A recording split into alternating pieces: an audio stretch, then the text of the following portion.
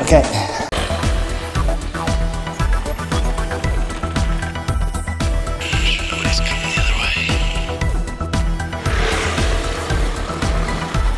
Hey, how's it going? Welcome to my channel.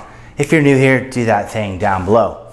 Today we are going to talk about the Tusk tire changing stand and bead breaker, but not from an ordinary standpoint of, oh, this works for this, it does that, it helped me change my tires, but more specifically how this tire functions if you've never changed a tire before.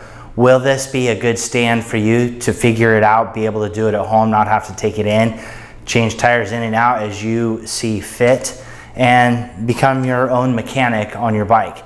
So I'm going to go through the process of putting this together, which I've already started a little bit here, and then go through the steps of changing a tire with a tire stand and bead breaker. Now I will say this is the first time I've had a tire stand and bead breaker, and I've done all of the other tire changes that I do just on a mat like I'm sitting on right now, and with Motion Pro bead breaker, just running through and being able to do that. Now I've been able to change tires on both my BMW R1200 GS, KTM 390 Adventure, tubed and tubeless, and then also the BMW F800 GS. I changed tires on that as well. Just doing it myself, not having a stand.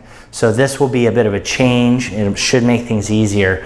But if this is something you're considering doing, or you want to learn how to change your own tires, or are going to start doing it but don't have the tools, maybe this is for you. So stick around, we'll get this put together. We will do a tire change, and at the end I will let you know if I think this, the Tusk tire changer and bead breaker, will be the right tool for you, especially if you're new to doing it. This stand shouldn't take long at all to get put together. The first thing is this bar that goes on here. There's lines up 2 bolts on one flange, 1 bolt hole on the other, and I look, the flanges are threaded, so you just take your hardware here, drop it in, and it should thread right in and get it screwed down. The only thing I can see being problematic is getting the screws in the right spot without dropping them. I don't have a any magnetic tools, so we'll just see how we do, and I've already dropped it.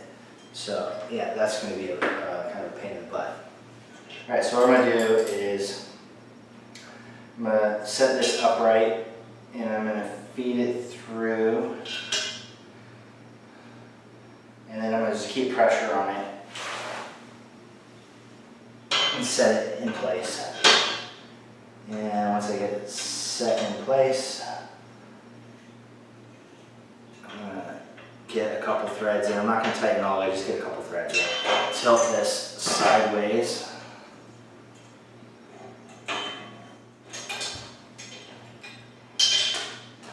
Now the other pieces I need to get put in here. This is for your tire to go over the wheel axle. The bearings go over this and set in there to give it a place to sit, and then you can tighten it down with this piece here. So we'll do that, and then we have the part of the bead breaker that's actually going to press down on the bead, and then we have the lever here. So this lever, and then the bead breaker. The important thing when you go to put this on is this is curved. So make sure the curve matches the curve of the stand, which is also going to match the curve of the tire, so it's pushing down on the bead properly. So I'm going to get the rest of these pieces put together, and then we're going to get started on getting a tire pulled on. All right, first hiccup with this stand is this centering bolt that the wheel is supposed to slide over, the bearing slide over, is too big. It's a bigger diameter than the axle on my wheels. So what I'm going to have to do in order to get this to work on my KTM 390 Adventure rear wheel is I'm going to have to take this out and see if I just set the wheel in here, if that will work. So we'll give that a try. I've got the center bolt pulled out. I have the tire sitting in the stand. This is probably going to look a little bit awkward in the way that I try to hold the tire down while I'm breaking the bead. So we'll see how that goes. If nothing else, I may end up just using this for rotating around and working on the bead and lifting it out of place.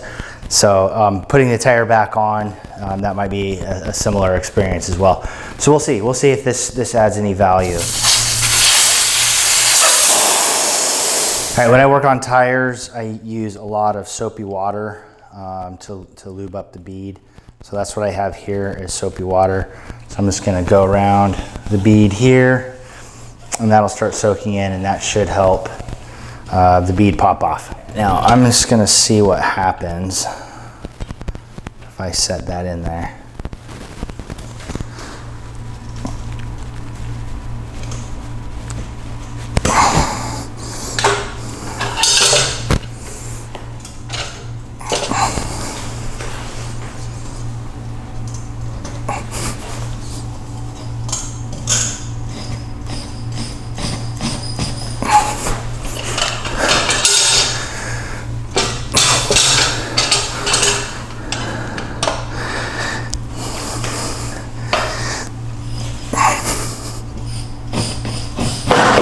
All right, that was super easy. All right, first bead's broke.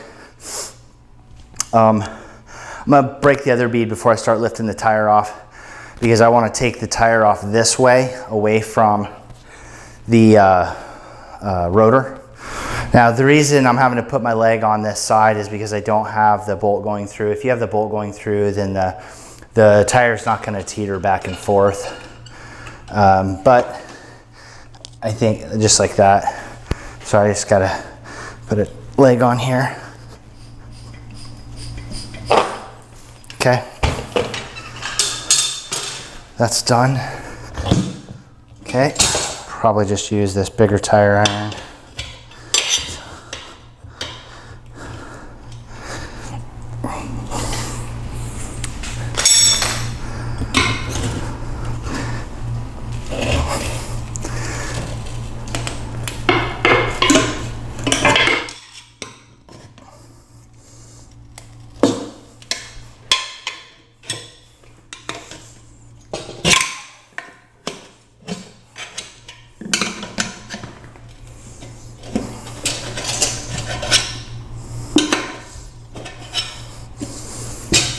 All right, first side's off. This is the piece that I'm really interested in, to see if I can push the tire off using the Bead Breaker.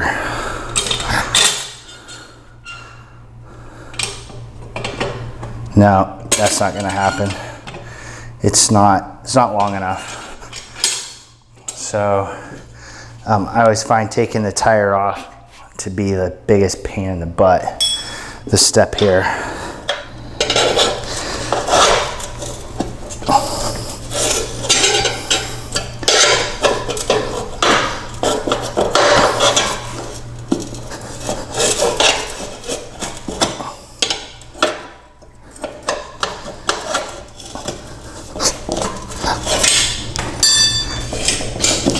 That shouldn't pull off. Okay, all right, I'm gonna put the rotor down so that I'm not levering over the top of it when I get the tire, try to put the tire back on. And I have the Bridgestone Battle Axe AX41. It's a tire I've used, I've used quite a few of them, but I also still have one that has some life on it. So I wanna try to finish this up before I put some new tires front and rear. So the first thing I'm gonna do is I'm gonna lube the bead up on both sides. And these usually pop right on. So hopefully that will be the case. I'm gonna lube the wheel here. And I have a tendency to get these on wrong, so I wanna make sure I get the right rotation. So let's look at this. Get the rotation correct. Rotation is correct. All right, let's see how this goes on with the stand.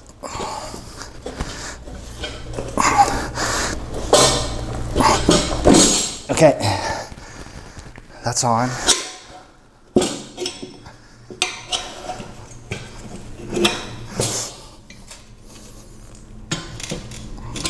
All right, I'm gonna use this lever holder and see how that goes.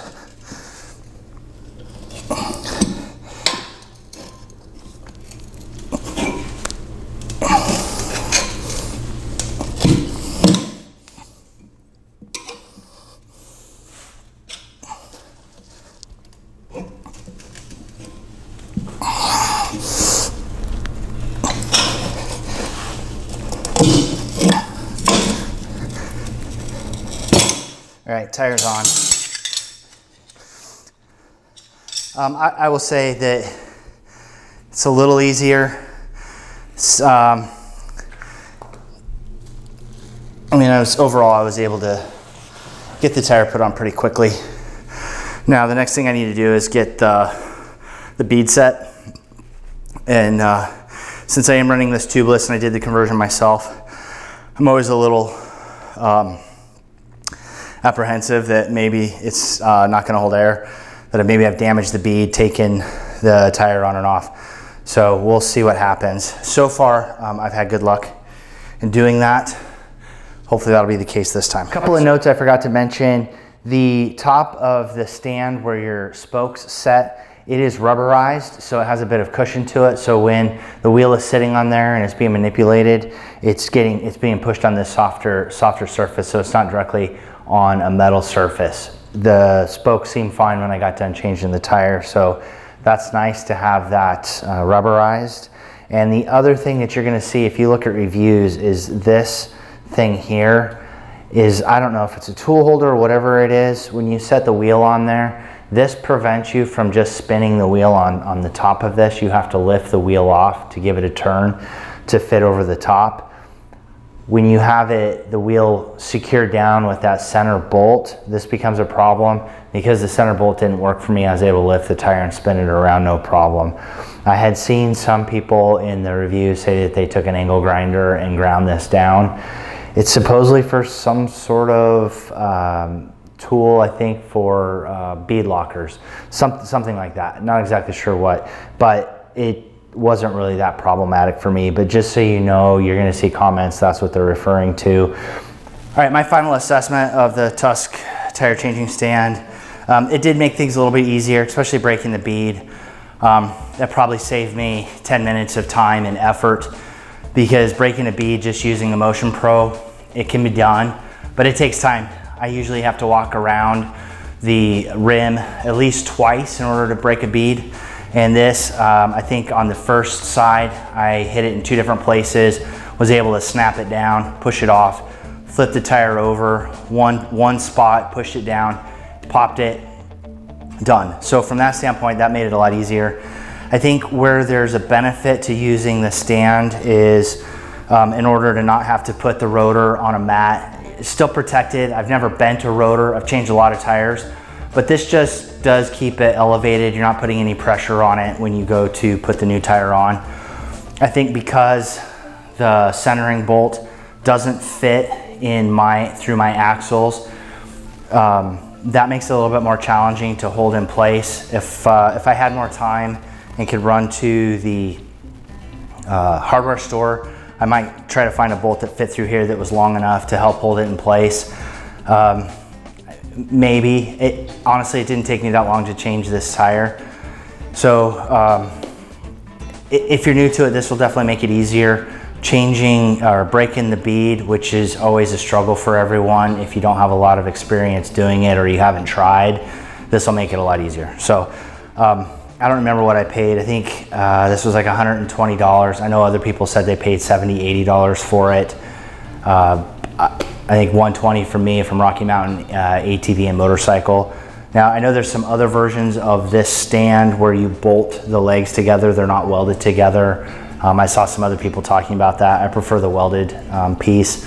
Overall, it's pretty light, it's pretty small. I can tuck it away in the garage when I'm not using it, and it should be just, I am drenched with sweat. It is hot in the garage. Humidity on the East Coast is what it is in the summer. So I just wanted to get this done. If this is something you're interested in, you want to try changing your tires, I think it might be worth it if this is something you're gonna continue to do on your own. So thanks for watching. Get out, do some riding, ride safe, and I will see you out there.